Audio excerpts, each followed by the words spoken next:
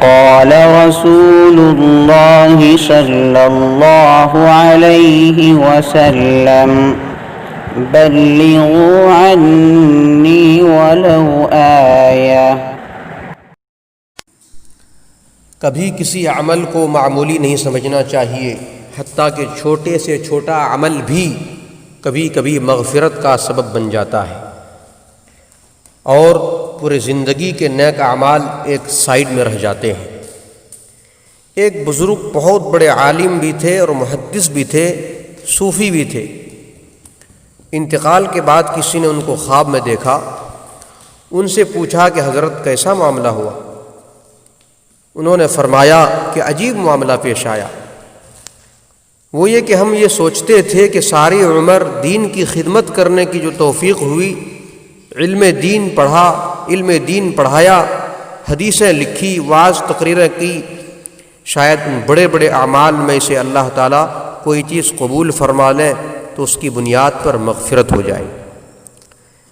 لیکن جب یہاں پہنچے تو اللہ تعالیٰ نے فرمایا، اے بندے، تمہارا ایک عمل ایسا ہے جو ہمیں بہت پسند آیا، وہ یہ کہ ایک دن تم بیٹھے ہوئے لکھ رہے تھے اور تمہارے ہاتھ میں قلم تھا۔ اس زمانے میں لکڑی کے قلم ہوا کرتے تھے جن کو روشنائی میں ڈبو کر اس کے ذریعے لکھا جاتا تھا۔ ایک مرتبہ تم لکھنے کے لیے روشنائی میں قلم ڈبویا تو اس وقت ایک مکھی آ گئی اور اس روشنائی کو پینے کے لیے اس قلم پر بیٹھ گئی۔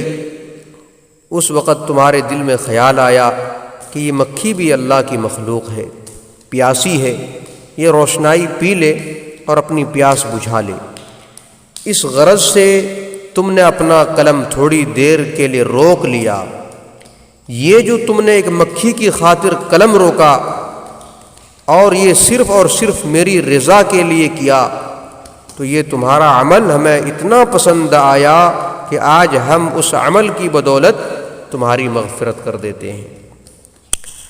تو دوستو دیکھیے، پوری زندگی حدیث پڑھا اور پڑھایا، لیکن مغفرت کی وجہ وہ نہیں ہوئی، بلکہ ایک مکھی کو روشنائی پلا دیا اور اس کے واسطے قلم کو روکے رکھا، بس اس عمل کی بنیاد پر اللہ تعالیٰ نے اس کی مغفرت کر دی۔